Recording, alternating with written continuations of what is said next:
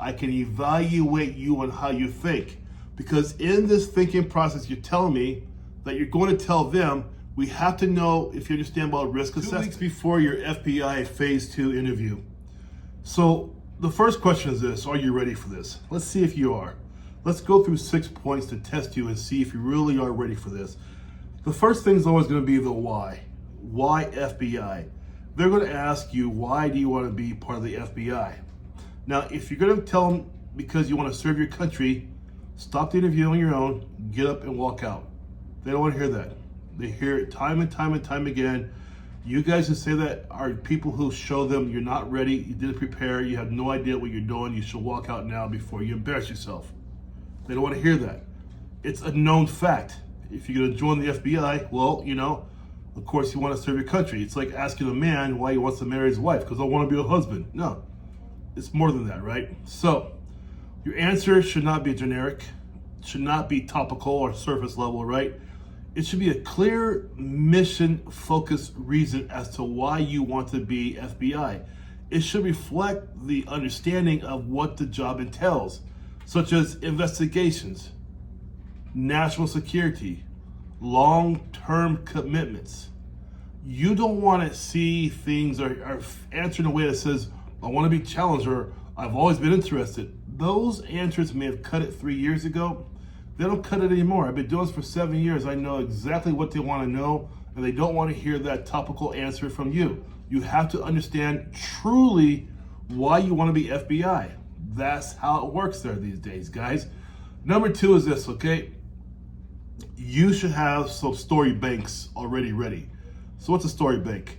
These are stories or answers you have up to 80% memorized already with a 20% flexibility range in there.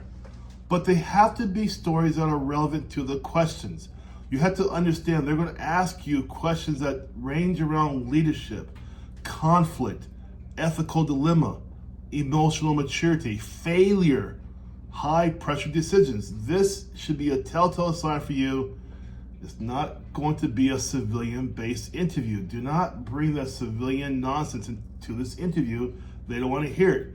You're going to get yourself knocked out of the running before you even get a chance. And now, it's just not memorizing answers. It's about knowing how to be flexible, because they might ask you another question within the question they ask you.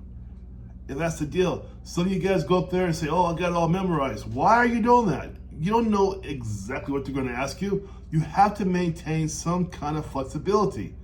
2 weeks out. Are you ready for decision making under pressure? Yeah. They are going to evaluate you on how you think, not just what you say. When you're in my coaching program, I want to hear how you think, not just what you say. Because look, if you just say something really nice and pretty, you sound like you're polished, right? But then when I start digging down into your answer, then I get to see how you're thinking. I can evaluate you on how you think. Because in this thinking process, you're telling me that you're going to tell them, we have to know if you understand about risk assessment, if you understand about prioritization, if you understand about accountability. Your answers should explain why you chose that action. They should explain what direction you were going and why you went in that direction. Why you chose lane A over lane B. These have to be crystal clear in your answers. We go through this time and time again in my coaching program because I want to make sure my clients understand this. Now, my clients have been through this already. I'm going to ask you many times the same question until we get it down to a crisp. And then when you think you have it all figured out, I'm going to throw a curveball in there to make sure you're ready, because they will throw the same curveballs at you. Now I'm going to stop right here for a minute.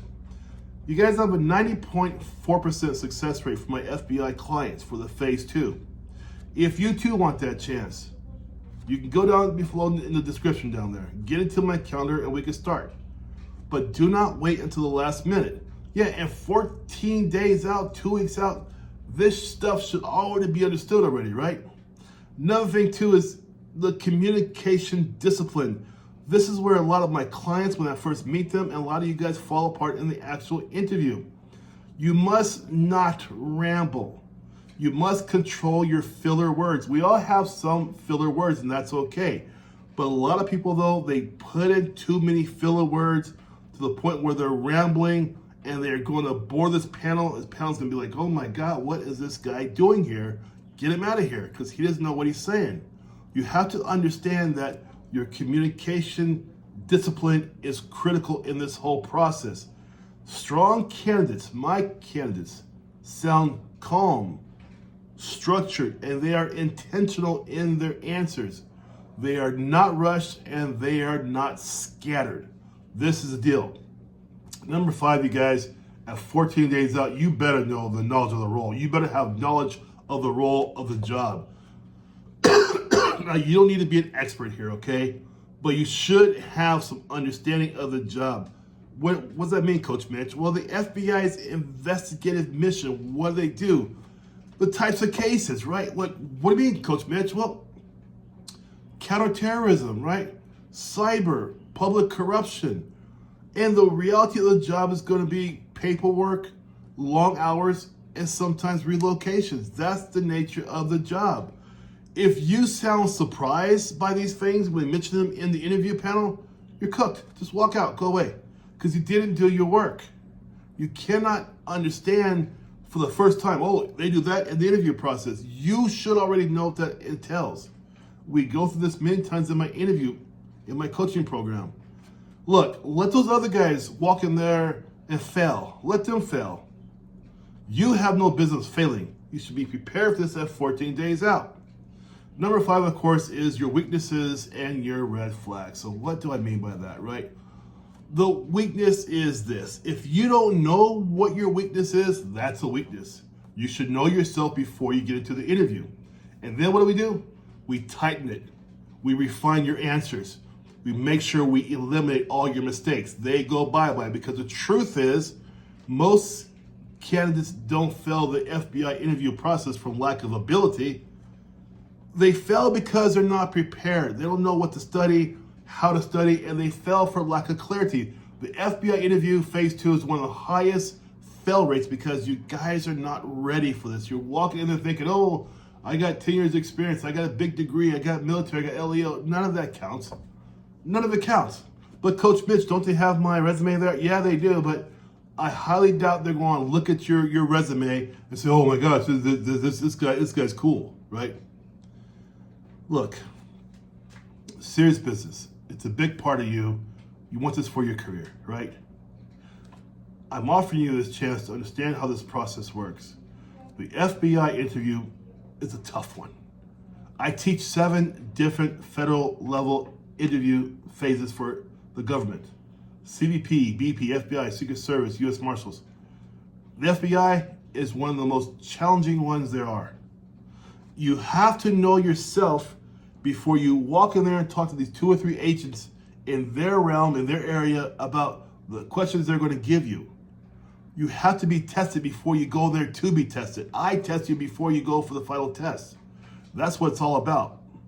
If you're serious about this career field and you really want to understand how it works, get into my description down below, click a coaching program, get into my calendar, and I'll show you how to do this. Why walk into the unknown? It makes absolutely no sense at all. You're going to join the other 68% of people who fail the FBI interview. Yes, 68% fail the first time. That's a huge amount. 90.4% of my clients pass the first time. Boom, the stats. If you're serious, link below, get into my calendar. I'll show you guys how to do it. You take care. Bye-bye.